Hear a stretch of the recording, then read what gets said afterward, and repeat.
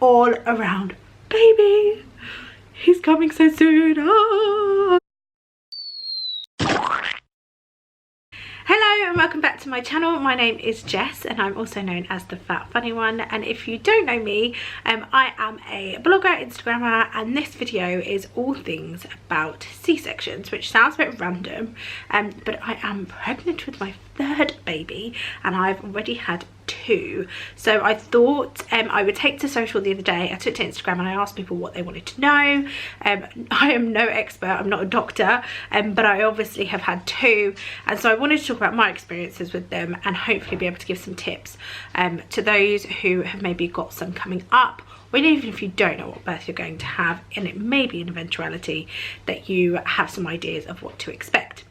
Now, just to explain what a C-section is, it is a cesarean section and it is a way of birthing your baby. So it is when they make an incision really low down, so much lower down than I thought, so literally at your bikini line, they deliver your baby. Now, there are various different ways that a cesarean section can happen. So you have an elective section, which is one, or also known as a planned section, where you have got a reason, maybe a medical reason or whatever reason that might be, to plan to have your baby delivered this way. You also have got emergency sections and unplanned sections. Now, these can often get quite confused. Now, an emergency section is normally where they have to deliver your baby because it is an emergency, a medical emergency, and they need to get your baby out quickly. And actually, from start to finish, so from making that decision to baby delivery, it's normally about 8 to 10 minutes, and they normally put you to sleep. So that is an emergency, a true emergency C-section. An unplanned section is because there is probably a medical reason why they have to deliver your baby quicker than maybe vaginally, and so they call it an unplanned section, and that is what I've had. So I have had two. So my very first was an elective section, so that was planned, and then my second was an unplanned section, and I'll go into each of those. So my first was an elective because I was diagnosed with something called tocophobia, which is basically the irrational fear of childbirth. Now, I know that sounds absolutely ridiculous, and I will probably do a separate video discussing that in its entirety, but I've also struggled to talk about it a little bit because I'm obviously pregnant at the moment, so it's just one of those things, but I will come to it, I promise. My second, with my youngest daughter Isabella, was an unplanned section, and the reason for this was my waters actually broke quite early at 36 weeks and 5 days. I was left a couple of days to try and progress labour naturally, as I had opted to have a vaginal birth after my first previous section, which is also known as a VBAC, but it didn't go to plan. I ended up getting really poorly and got something called sepsis, and ended up having an unplanned section quite quickly. It wasn't an emergency section, so to speak, because I wasn't put to sleep, but they needed to deliver her quickly and they needed to do it by cesarean section, so I ended up with an unplanned section a second time around. So I've kind of gone through both. I guess I haven't been through an emergency section where I've been put to sleep, but I've gone through being awake during the time, and the elective and the unplanned were very different, but the outcomes are the same. I got my beautiful baby and we were both, all three of us, happy and healthy at the end of it, and I guess that is ultimately what everybody wants. Everyone asks about recovery, and my recovery was, I don't want to say easy or easier, but it was better for my first than it was my second, and I guess that's because it was an elective versus a unplanned. And the reason for that is because with the unplanned was obviously because of medical reasons, which was that I had sepsis, so I had an infection, which meant that I had to be pumped loads of antibiotics, so I was on watch, I was in hospital for a lot longer, so I think there was far more complications in terms of the physical aspect of it, which is why it took me longer to recover. The first time round after my elective, I was up out of bed like the day after, so I had severe, I think about 2:30 in the afternoon, and then the next day I got out of bed. My biggest advice for anyone recovering from birth in general, but particularly a cesarean section, is do little and often delegate whatever you can to whoever else you can, and try really hard to do little and often. I found that if I stayed still for really long periods of time, when I did finally get up, I felt loads of pain. but if I try to do too much too quickly, I ended up really exhausting myself and making matters worse, and actually then making recovery far longer. This time I do think, you know, if I do end up having another cesarean, Isabella will only have just turned 2. It's going to be really difficult. So I've just reined in some extra support and trying to do a lot around that. I'm quite lucky she's daddy's girl, so she probably won't want to hug me that much anyway. But yeah, little and often is probably my biggest thing, especially when it comes to recovery. One of the other questions I keep getting was, how long were you in for? Again, I had 2 very different experiences. On average, for a cesarean section in the UK, you are normally required to stay in for at least 1 or 2 nights.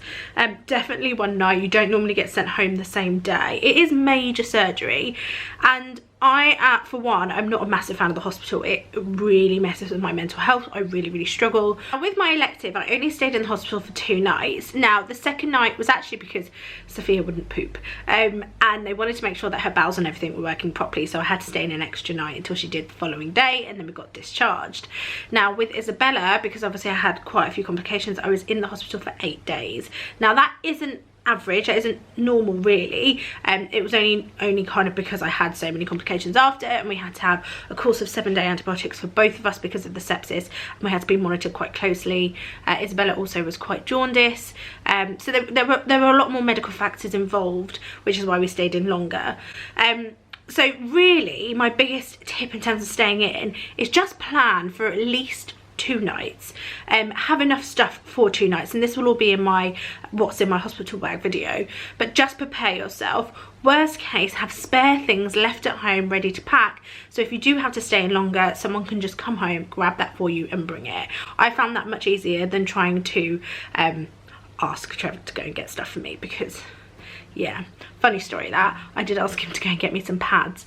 I actually meant breast pads, and I'm sure I said breast pads, but he came back with maternity pads and then freaked out and was like, there's too many pads you need right now. So yeah, if you can pack your stuff and just have like kind of an emergency spare set of everything that you need if you do end up staying longer, then someone can nip home, and it also just saves you lugging like 5 days worth of stuff when you only actually end up needing 1 or 2. Managing my anxiety. Now, I obviously, when it comes around birth, suffer quite severely, but just anxiety in general, especially around a cesarean section, I know so common, and so many women are like, I don't want it, I don't want to go down that route, it's too clinical, it's too scary. And I like, totally, if anyone gets it, I get it. And one of the things that I did, especially when it came, not with Sophia because I wasn't prepared, I didn't have the tools and the knowledge then like I do now, but with Isabella, I did hypnobirthing. Now, even though I ended up with a cesarean section, all of the methods and tips and thoughts and the mindfulness practices and even the meditations and everything was so brilliant, even in a cesarean section. Like, it was just brilliant to just calm my nerves and to really help me, bring me back down, center me, and ultimately reminding myself constantly that everybody around me right now wants what's best for me and my baby. They want us both to be happy and healthy and safe, and that is what I kept telling myself and over and over again. So I really recommend hypnobirthing. I used the wonderful lady Siobhan Miller at the Positive Birth Company. I paid for her course and went on that. I've also downloaded her MP3s, I've got her book. I will link some other books below. Milli Hill is another amazing author who talks about birth, and not just, I think with hypnobirthing and all these other birthing books, there's this misconception that they're all around vaginal births, and they're not. All of the practices and all of the empowerment they give you to make decisions and to really understand the process are in these books too. So my absolute recommendation would be to get onto some hypnobirthing, get some books, and really knowledge yourself up, but listen to positive experiences around birth as well, which includes vaginal and cesarean section. Someone asked if they go through the same scar. I don't know, if I'm honest. Now, my scar, like I mentioned kind of in the intro, it's really low down, like so much lower down than I thought. If it's not TMI, like it's like pretty much like where your pubes are, so it's covered, it's fine, it's like along the top of your pubes. I don't know why, but that's where it is. And mine, I think they do, but then I have a slight dip where I guess maybe they went slightly along it. I'm not sure. I don't want to say yes or no because I don't know the medical answer to that, and I don't know what the reason would be. But But yeah, to be fair, I can't even see it. Like I can't, well definitely not at the moment, so I can't even see down there to know. Talking of scars, a lot of people ask me about scar. Honestly, it is like the thinnest line scar that I have got. It's very, very small. In terms of looking after your scar and your wound, one of the things I did find is I took the dressing off, I think after about, with Sophia especially, about 3 or 4 days. You get it cleaned, with the midwife came over and cleaned it and redressed it. But then she said to take it off, and when I could, to lie down with maybe no pants on or my pants folded really low and just let it get some air and really let it dry off. I also swapped a dressing for some gauze, so again it got a little bit more air and could dry, because I think one of the things that's really hard, especially second time around when I had a bit more excess skin, my belly covered it to some degree, so I just imagined it stayed moist and it didn't have a chance to really get some air. I remember I literally sat and held my stomach up and all my skin and was like, it needs to get some air, man.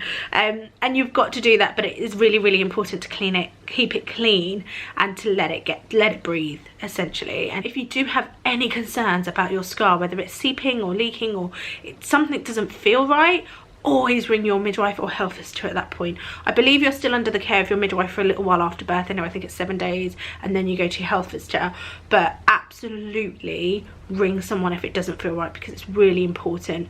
You do not want, under any circumstances, for something to go wrong with your scar or to get infected, so you really want to make sure you keep it clean and keep it dry. You cannot have a bath after your C-section for about 6 weeks, I think they recommend. You can obviously wash.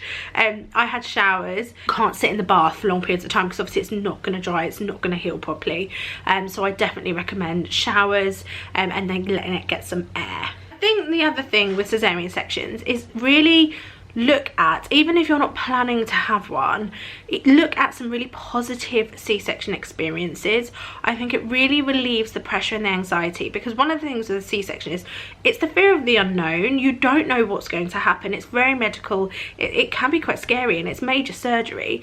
And I really found that actually opening myself up to looking at birth stories, particularly of gentle cesarean sections, were just incredible and really made me understand what happens in the process more. I could see what kind of happens. I mean, we always watch movies and stuff and see what happens in a vaginal birth, but cesarean sections just aren't something that is common to see. Now, I would very be mindful of this, and you know, if you don't want to, don't look at ones that are quite graphic, but you can just see, you know, mother and head and baby and stuff. You don't have to see the actual, you know, delivery of the baby per se, and you know, I'm not really into stuff like that, but just actually watching it as a whole and seeing how mum reacts and just seeing what happens in the room, what's in there. You can find them on YouTube.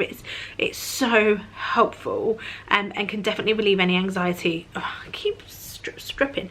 One of the things that I felt like, and this sounds so stupid, is every time I was gonna cough or sneeze, I literally felt like my insides were gonna just like jump out, like in a horror film, like just it was so silly, and it won't happen. Like, I promise you, it's not going to happen. It just feels like that. And I really had this psychological battle about doing something or laughing or coughing, and it was just, I laugh about it now, but honestly I was like, don't make me laugh, don't make me sneeze, I can't sneeze, I can't cough. And I was like when I needed to cough, because I just didn't want to put that strain on my body. But I promise you, your surgeon is amazing and you are fine, but it does feel like that. I just wanted to explain that sensation because it feels so weird. And if you have had a cesarean section and you know, and you've experienced this, please comment below and tell me that I am not alone.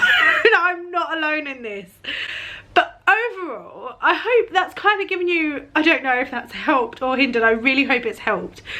But overall, and this is literally what I tell myself constantly, it's one of my birth affirmations, is that everyone around you wants your baby to be happy, healthy and safe, and they want you to be happy, healthy and safe, and you are going to be in the best hands. Your medical professionals know what they're talking about. Take guidance from them, understand what they're saying, and if you don't understand anything, if there's a term that they explain, if there's something they say that they're going to do and you don't understand, just ask.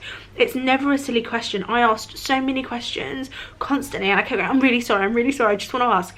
and they just kept saying it's fine. They would much rather you understand fully and that you're comfortable and happy to move forward than to do something that's going to make you feel anxious and stress you out and then stress baby out. But yeah, a cesarean section is a big deal. It's not the easy way out. I don't think any birth is easy, and I hate when people compare the two or say, you know, you're too posh to push, or all these other things that come in this real negative culture we have around cesarean sections, or, you know, if you have a C-section you're a lazy mum and all these things. Not true, not true at all. I think every birth is tough, so tough on a woman's body, and we are so incredible, and it is such a privilege to be able to carry a baby and birth a baby however that baby is birthed. Keep your options open, keep your mind open when it comes to your birth. Be prepared where possible for as many eventualities as you can, but always remember that everybody just wants your best interests and the safety of you and your baby at the heart of everything. I hope that's helped. If you do have any other questions at all, please do comment or drop me a DM and I will try my best to answer. I'm only answering from my own experience. I'm obviously no medical professional, and if you have got any serious questions, then please do reach out to a medical professional that you can, that will be able to support you and answer any of the questions that you need. Make sure you like and subscribe, and make sure you click on any of the next videos that are coming up all around baby. He's coming so soon. Oh, bye.